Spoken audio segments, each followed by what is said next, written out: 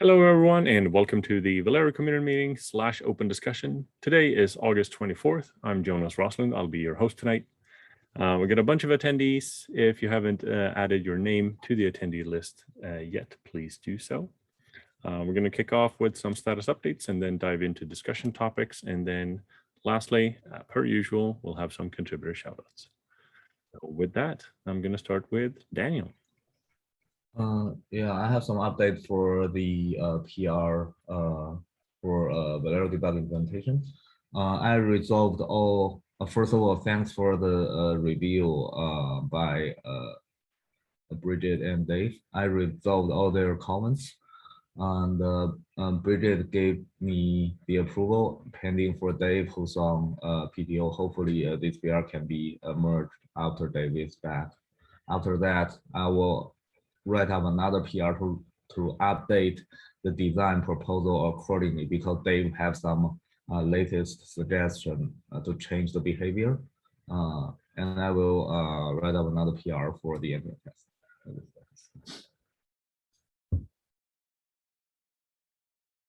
Any questions? This is really nice. So is this ready for merge or? Because Dave asked for change, I resolved all the comments. So hopefully when he's back, he can give me another approval. Then, yeah, Gotcha. This is great. I'm curious why, if you look at the right side, Bridget already gave the approval, but the status is pending. I'm not sure why. Oh, I think I noticed that earlier. I think it's because you re-requested a review like a few seconds after I approved it. So I think it dismissed that. I'll approve it again. Oh, okay, thanks again. Yeah, I see that here. Approve and then request a review. Yeah. Nice. That's awesome. Thank you, Daniel. And also the re-requesting review is automatic when you push new commits to the PR. So that's probably what happens there as well. Mm-hmm. Yeah, good point. Any questions, comments for Daniel? All right, moving on to Wenkai. Yeah. The first item, E2E pipeline framework is done. I'm working on to improve the stability. And second item is to move the base image to distro list, which contains less of libraries and OS related Spotify, and which means it contains less vulnerability. The change for main Velero has been merged, and the work for plugins, AWS plugin, GCP plugin, and the Azure plugin has done, and I'm working on for other plugins. Yeah, this is a status from me. Awesome, thank you, Wenkai. Any questions, comments?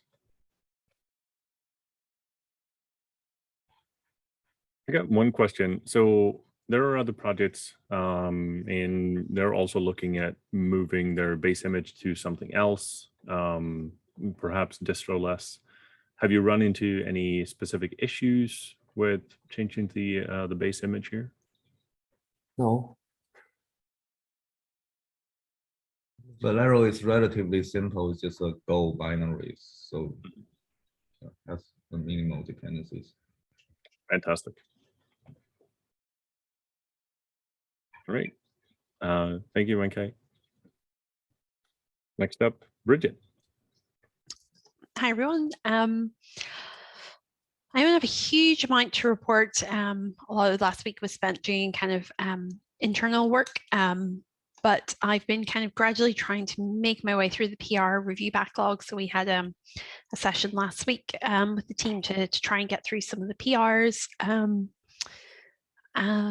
yeah, I'll be continue with that and trying to get that number down. I also finally, apologies for keeping Fong waiting, but I've pushed his branch to the VMware Tanzu Velero repo.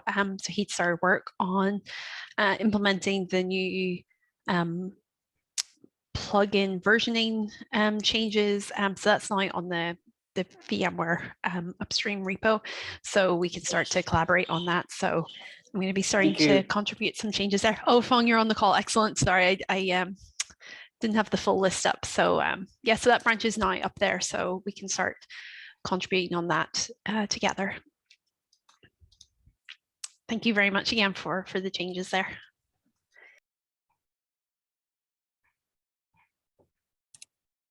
Thank you. Any questions, comments for Bridget? Yeah, as for the PR 3855, the design of this plugin versioning, yeah, we can also need some review. Yeah, I have some. I need to make a change based on some comments. So I need to address that as a priority. So I'll try and get that done before next week. Sorry for keeping everyone waiting. All good. All right. Perfect. So before we go into discussion topics, does anyone have any other status updates that they want to bring up?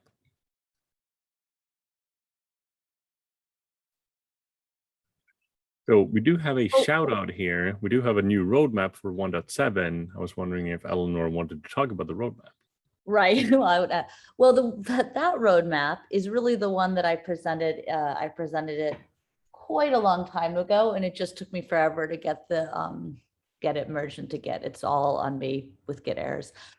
In short, it's just clarifying when we had kind of staffing changes, we wanted to rethink what we are going to release in 1.7.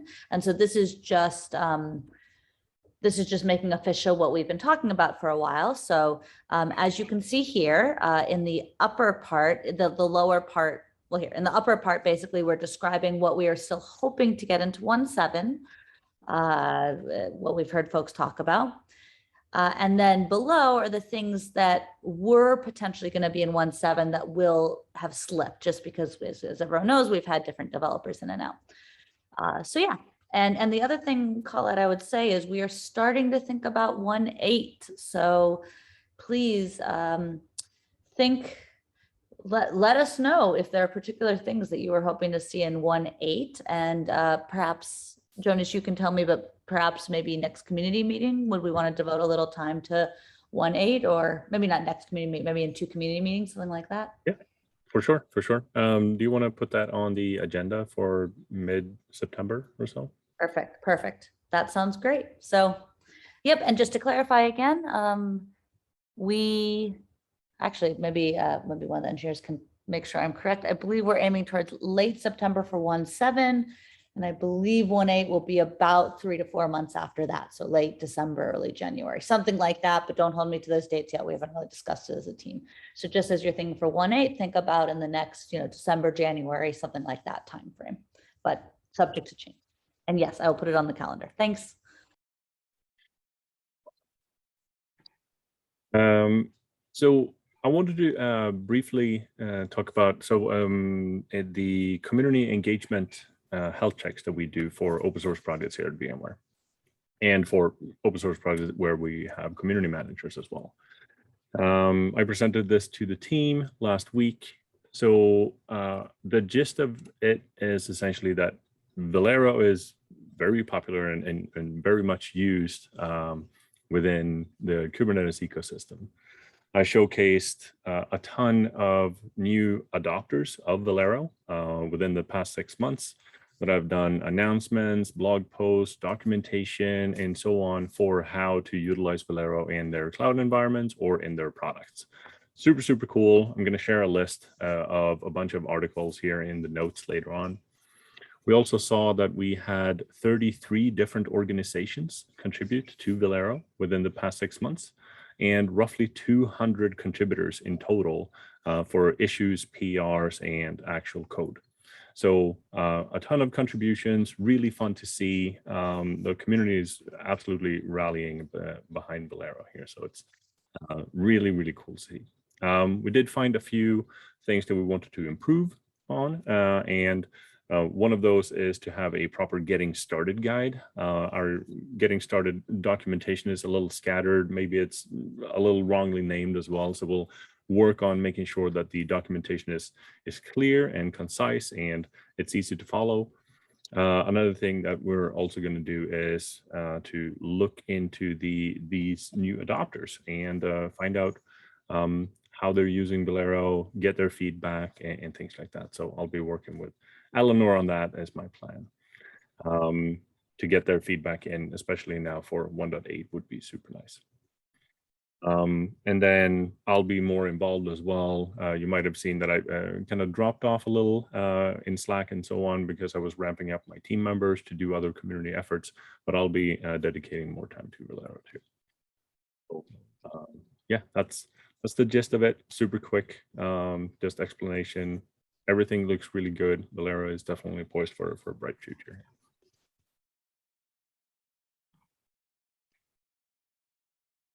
All right, so with that, discussion topics. Rafael. Hi, everyone. I might not have met some people on the call. Let me quickly introduce about myself. I'm Rafael Brito. I work for Office of CTO, work with Frankie. We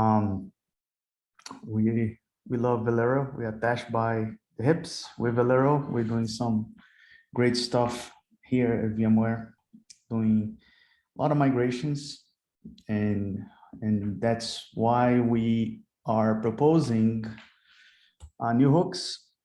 I really wanted to have the design ready for today, but I end up seeing that is a little bit more than I planned.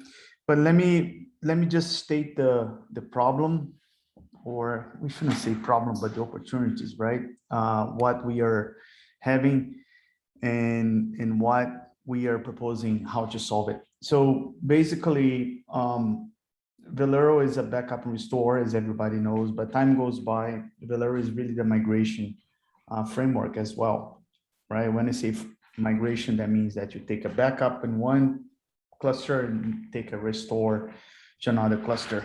And time goes by, we're gonna have different Kubernetes distros, different storage, backend, and so on. And today we're using Velero RESTIC integration. So very well.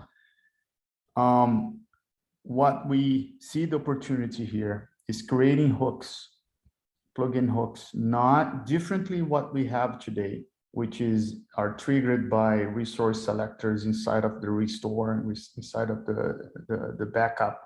But what are we talking about?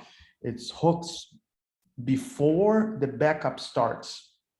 And one use case is when you do RESTIC, if you want to cleanse the application, that's a great opportunity to do right there before you do the backup.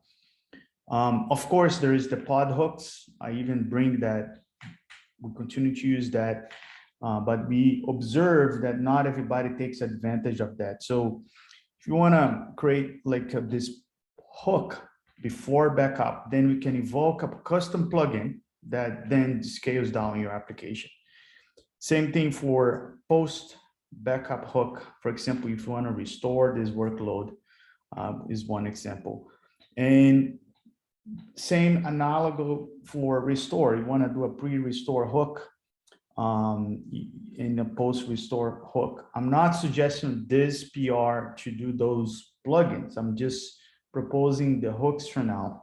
Then time goes by, we build the plugins, and if it makes sense, we can open source as well those plugins. Another example of those hooks is, eventually you want to, let's say before you restore, you want to double check the size of the cluster, right? You can, say the cluster is not big enough for my restore, then you can invoke this plugin to cluster API and expand the cluster. So you can really do wonders once we have those hooks in place and have Velero part of the, not be the orchestrator, but at least be the glue between those actions.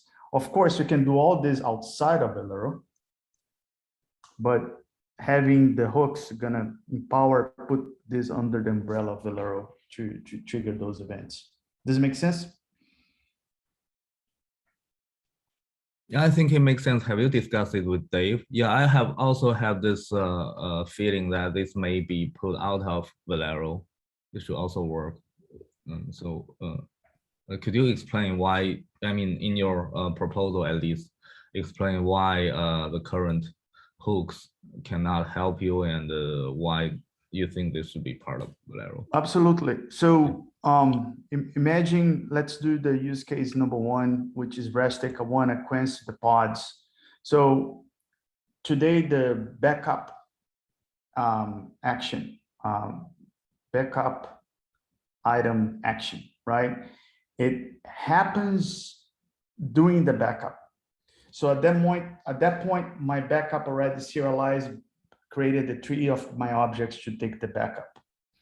So if I want to shut down the application, my application at that point inside of the backup is already running.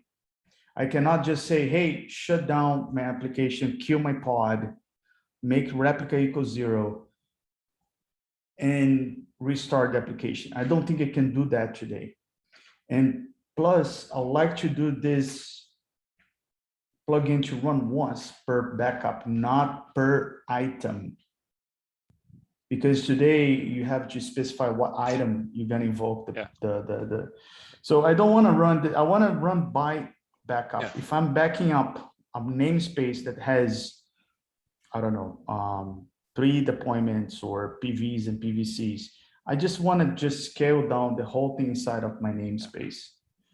Yeah, I was going to say, I think that last point about this is per backup or per restore, not per resources. Actually, I think the key difference here from the other plugins, it might be worth making it clear, even in the title or the heading, just because I think that's a big difference. That I know when I first read the top of that, I wasn't thinking, oh, okay, we're talking about per backup. And as you described it, you know, Okay. and the goals here, then it became clear. But I think because this is a completely different kind of hook and a different kind of plugin, because instead of working on an item and then you work on the next item, it's working as a whole. Here's a set of things that we want to do before we start backing anything up. And then here's a set of things we want to do at the end after we're done backing everything up.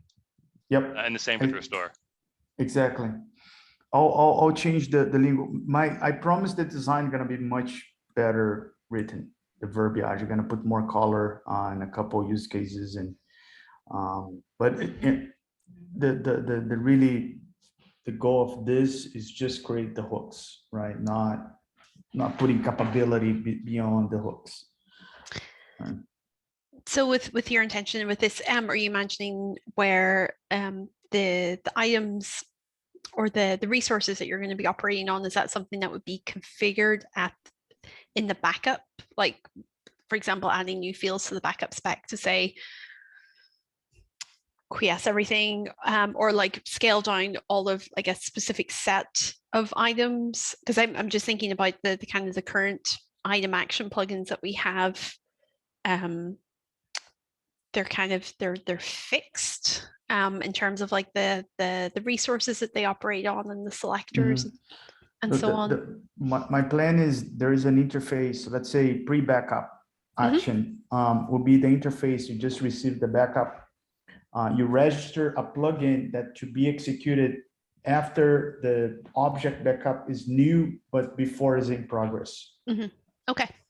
Yeah. So go ahead. I was going to say, yeah, I think if we use the quiesce as kind of an example, you would register that, I imagine, if you want to run it as you know, this plugin is registered, which means any backup will run this action, and then the quiesce plugin itself would just say, okay, for all deployments, let's iterate over them, all the deployments in the backup set, replicas to 0, whatever. I imagine if a plugin needed input from the user, you could write it in a way that the plugin would then read from the say Absolutely. Annotations. Yep. And then you would set annotations on your backup when you created it, and then the plugin would read the annotations. So that way, if you had a plugin that needed to be customized for this particular backup, it could use the annotations. Yes. Yeah. No, and then the plugin will be reading the annotations, like you say, for, for Oracle database, don't do that. Something like this, right? But the point being is executing this before the backup is in progress, because once it's in progress, I have my tree of objects serialized to take the backup. I want to take some actions prior to that. I want to scale down my workload. That's one use case. There's another use case of running staging pod that Conveyor Crane does very well, right? We don't back up or from PVCs and PVs. I would create this plugin that will just making sure I'm backing up my PVCs and PVs, Yep. but that will be triggered by Velero, not someone outside Right. Velero. And preps that's an everything. example. Right now, Conveyor Crane, as you mentioned, we do both of those things, the stage pods and the coalescing, as separate steps that our application that's built on top of Velero does before we even create the Velero backup. So if these hooks were in place, we might be able to move some of that functionality out of our application and into a Velero plugin, for example. Yep. Yeah, I'm philosophically, I think the more capability, as long it's sensical, as long as the scale is maintainable, the more capability we give to Velero, we avoid this intelligence on top. And goes back to my initial point, time goes by, Velero is not only a backup and restore, it's a migration data mover as well. So we gotta add those hooks to make that. Yeah, I think Actually, sorry, Bridget. Go ahead. You go ahead, Bridget. Oh, thanks. I was just going to say, I think it'd be really worth having a discussion with Dave about this, because I know he has a lot of ideas in terms of the Astrolabe project that he's been looking at for Velero. And you mentioned specifically like the Oracle database example. I think those are the types of use cases that he's trying to address with that project, in terms of having some logic that's specific to a particular application so that it knows how to back itself up. And then that would be triggered by Velero. That application would perform its own backup operation and then return the result to Velero. But again, that I don't know what the timeline is for that. So that this might be a way to address that need in the meantime. So I think it'd be worth having. Yeah, let's read the design proposal. Yeah, I'll put the design the next couple of days. I spoke to Dave just for full transparency, and Dave liked this idea. I spoke quickly on Friday, and okay, cool. And then, of course, if whatever capability, I look always at the capability. I don't look the component. So if this capability brings over to Astrolabe, makes a lot of sense. Then we, and as always, in the team that I am a tech lead, we are not only proposing and requesting, we are volunteering to do the whole way, right? The design, the implementation, and so on. And we might fork a Velero with this capability before going to upstream. But the big interest here is eventually make to upstream, so we don't have to maintain our fork version of Velero. Yeah, absolutely. And at this point that I actually interested in this because I actually use a similar thing that I have to build on my own. But my question here is, can we, so the similar idea that we often use is using the annotation hook, and that would be more flexible, that we can put it on many different type of entity, right? So we want only to hook it at the very beginning of the backup and the very end of the backup, right? These kind of similar things. Store. One of the applications that I think I would have is something like, for example, disable load balancing between a cluster of application, right? Have a bunch of nodes that actually balancing data between them. And if you want to, before you want to backup it, you want to disable this load balancing, right? So this is one example. My question is that for this one, right? Can we make it more flexible, instead like it's almost like the idea of the annotation hook. But it's, for example, if I have 2 applications, right? I want to do, you know, disable, I want to do some pre-hook before this backup this application, and after backup that application, I want to enable, you know, that whatever again, right? So this Yes. of the thing is, if I cannot do that, then I have to run 2 separate backup requests, one for this application and the other one for Mhm. application. So if you know, kind of make it a Yep. flexible, then Yes, absolutely. more So useful. the pre-backup action would receive the backup object as an input. So inside of the backup object, you have your selectors there, namespace or the resources you're backing up, right? So the hook will be just a gateway for your plugin. Your plugin will come in and execute before the backup. And then inside of that, you can write your own plugin. Let me see what I'm backing up. Oh, I'm backing up my application, very important. Oh, then you can create a config map for your plugin that, oh, if it's the application very important, let me shut down my load balancer. And then you can write the same plugin or different plugin after the backup. You read the config map and then re-enable my load balancer. So this design here is not about the plugins capabilities you're gonna build, but actually the hooks that are gonna empower you to write those plugins. Because then you can do whatever you want. Yep. You're gonna receive I as a actually parameter. Yeah, I actually can start. If this one available, I can start migrate some of my logic here in Velero instead. And remember, you can annotate the backup object. Yeah. You can put some logic on the backup object when you create it that can I'm use interested. an input for your plugin. So I'm interested in this project. Just hook me in. Just make it, just click it a thumbs up, and I'll have Jonas and Dave, and we start to move forward in this one. Of course, Eleanor and you know, if it makes sense on the design. I'm writing already the design, but I have so many use cases for this, right? I told about the migration. Migration is an atomic operation. You do a backup, the backup must be completed, then triggers a restore on a different cluster and must be completed. So this is a migration operation, it's an atomic one. Using those hooks, we can cascade those events without needing a controller on top. If it makes sense. Yeah, I think it makes sense, but yeah, my only concern is that it may make Velero, you know, grow more and more complicated. I know. Yeah, and I know. it sounds to me, at least the pre-backup hook, sound like we can achieve the same goal by using like Kubernetes admission webhook or some webhook mechanism.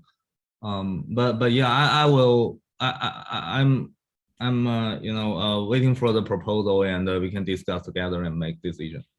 Sure. No, thank you. Jonas, I'm done here. Yes. Awesome. Great conversation. Thank you. All right. Next up, we have Daniel. Yeah. This is sorry. Could you please click the link to the issue? Yeah. This is an issue I want to discuss with you guys because we see this is a particular issue we saw when we are backup and restoring a cluster that has some customized controllers.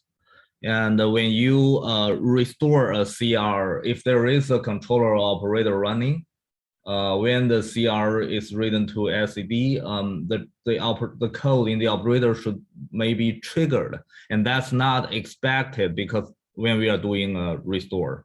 So in this particular issue, it may be resolved by allowing user to customize the order in which the resources are restored.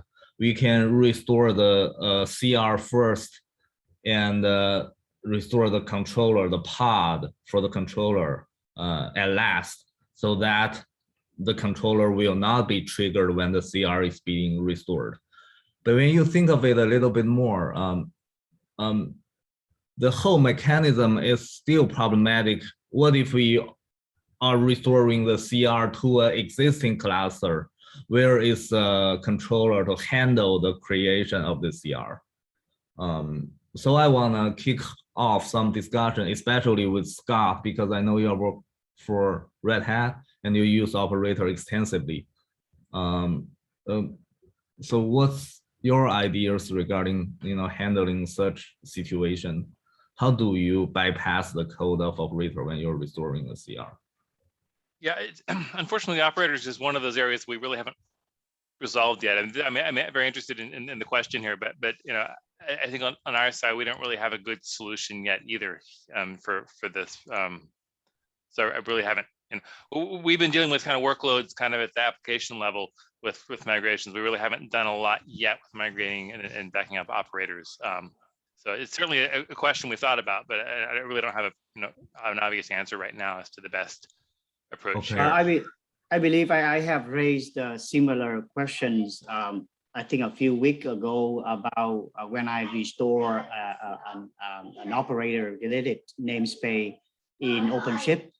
And I did think the answer at that point was that right now there's no solution.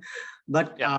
Come back to that, I think was in this is for the restore data path, but in the backup data path, there is a feature that I developed back like last year that allow the user to specify the order of specific port to restore, so that you can allow to. But that feature is only you can specify both the type of resource, and within that time you can specify which port to restore first. So this type of feature have not been implementing in the restore side because that point I haven't thought of that a user's case for the restore side yet. But look like this is now maybe we should consider doing something like that. I think the feature is order resource or resource order or something like that in the backup routine.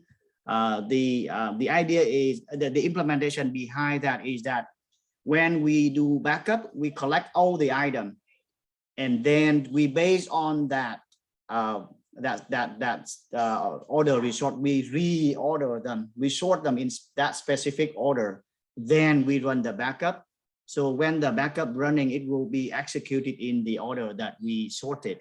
So that I think we can do a similar thing in the restore side, and I think that might be needed for restoring such thing as operator namespace. The namespace when a port is listening to is some kind of an operator listening to the another type or another port. So if we restore one resource type, it might affect the other one. So that's kind of a thing that let's kickstart that that project for the restore order in the restore side.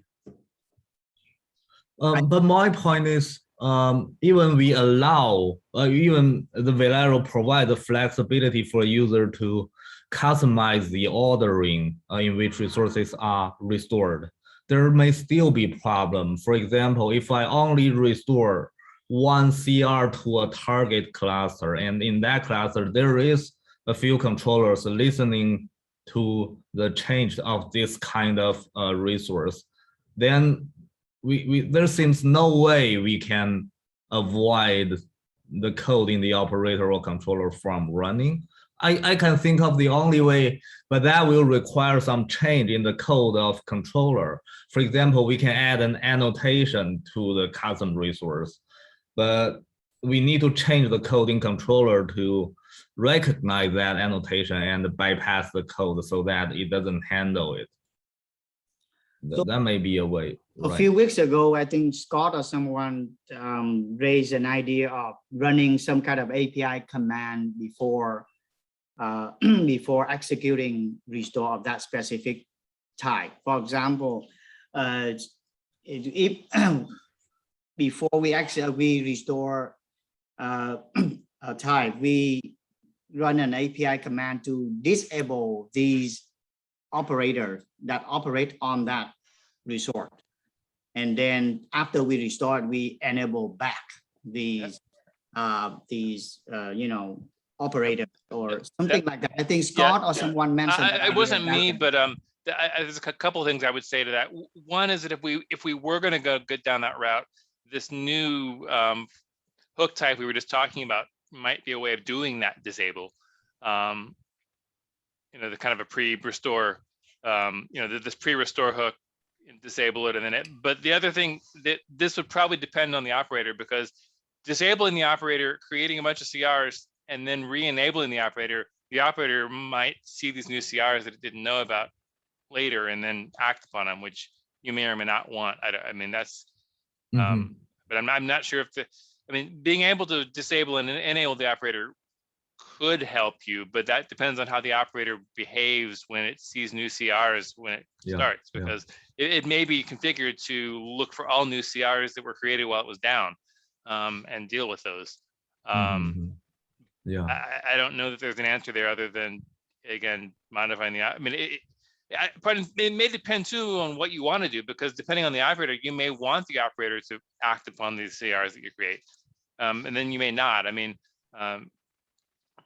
that's it's kind of hard in the abstract, because there's an operator that exists that you don't control, that, you know, you're running, and then so here's Raphael. I had this question as well, because, you know, migration, especially when you go different distros, but you still have the same operator. So the unit of migration is namespace. That's our big assumption. Now, if this CR, it's a cluster level object, that it's kind of implied that gonna impact the entire cluster. Now, if the operator expects a CR, a namespace CR, the first thing in my mind is like, write a plugin to ignore those CRs so you don't have those clash. But then again, you're giving this burden to the user. The user must know how to, you know, do a plugin, for example. You can count in both hands, people can write a Velero plugin.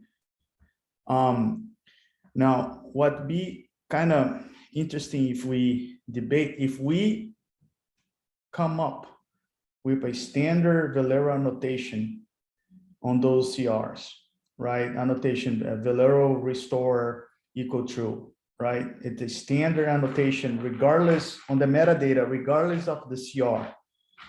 Then makes a standard for other operators, like to ignore those CRs that come from Velero. Yeah, I mean, here's an example that we ran into on the you know, OpenShift side that wasn't an operator, but it's the same kind of idea. Is that, you know, with OpenShift we have the notion of a build config and then a build, like, so, you know, which basically will build images for you. And when we were originally doing these migrations, we were migrating the old builds, and so you had an application running, and, you know, you had, say, 10 iterations of your build.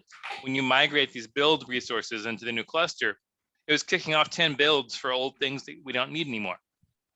We ended up just solving that by excluding the build resources because we didn't need them. But there's an example of something when you know when you create this resource, you know, if we had been able to annotate that build as Velero restored, and we had the ability to modify the controller that acts upon the builds to say, hey, this is a restored build object from a backup. It doesn't need to be rerun. You know, but that requires application or operator support to understand these annotations and to do something with them. So, because, you know, I'll argue the first thing that as a community, we should think about stamp those CRs with a standard Velero annotation, and then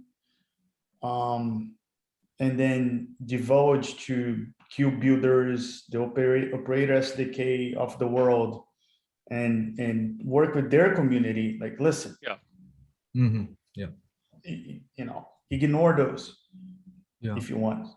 Yeah. So would there be any disadvantage if we make it a default behavior? Like if a resource is restored by Velero, it will be annotated some way so that all resources will be annotated in a way I mean, that. Yeah. I think That's we what I already was gonna have say. some labels that Okay. get applied to all restored items. Yeah, and I think, you know, figuring out what that is and whether this standard is, you know, pointing to an existing label or creating a new one, you know, Velero is not really in charge of what applications and operators do with those labels. But if we can publish anything we restore will have this label, then it's then up to the operator or the controller, you know, writer to say, oh, I can read this label and understand that here's a case where maybe I don't want to deal with it, or maybe I do want to deal with it, but in a different way. You know, because you're distinguishing because and that's the key here, is that restoring something from a backup is not identical to creating something for the first time. But from the cluster's point of view, it's hard to distinguish those two. They kind of look alike. And sometimes for some applications, they are alike. We want to, you know, when you restore a deployment from backup, you want to create the pods and you want to do all that just like it was new. But for other CRs, you may want to do something different if it's restored versus if it's a newly created resource. And Bridget, you're saying that it is a default behavior that all the resources restored by Velero will have a special annotation. Yeah, yeah, there is a section during the restore flow where we'll apply. I think it's an annotation or a label. I can't remember. But I think that we're already applying that kind of information to resources as they're being restored. So I don't think it will be a significant impact. I don't imagine it having a negative impact to change that behavior, so that if we decide to pick a standardized label, then that we can advertise to operator authors. Okay, so to summarize, we may solve this problem by, as this issue mentioned, allowing customers to customize the order. In addition to that, we can trigger some command on the API server level to disable the operator. And third, we can, you know, publish the Velero label to move the burden to the operator developer to handle this situation. So I think that probably cover all the cases. Yeah, I think I'll discuss with the writer of the issue and double check if that covers all the issue. But it seems, yeah, we're in good shape in terms of this problem. Yeah, it's easier than I thought. Thank you guys for the great discussion.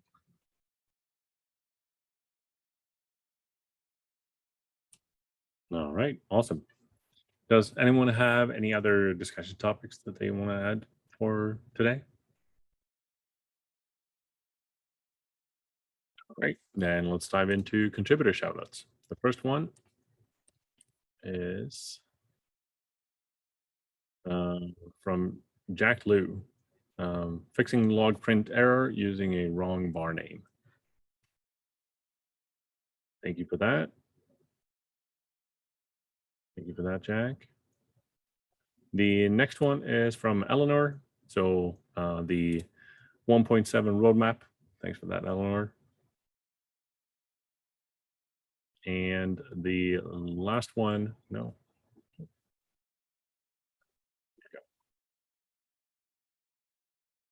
The last one is from Lars. Oh yeah, it was merged 7 days ago. Fix a drop down. I think we talked about this one last time. Yeah, we might have done, but Lars has created quite a few of these PRs, so it might have been a new one since then. So he's been catching quite a few of the areas where we've been not handling errors. So thank you, Lars. Thank you. So that about rounds it up. Thank you everyone for joining today's Velero community call. Have a fantastic rest of the week, everyone. See you all next week. Thank you. Bye.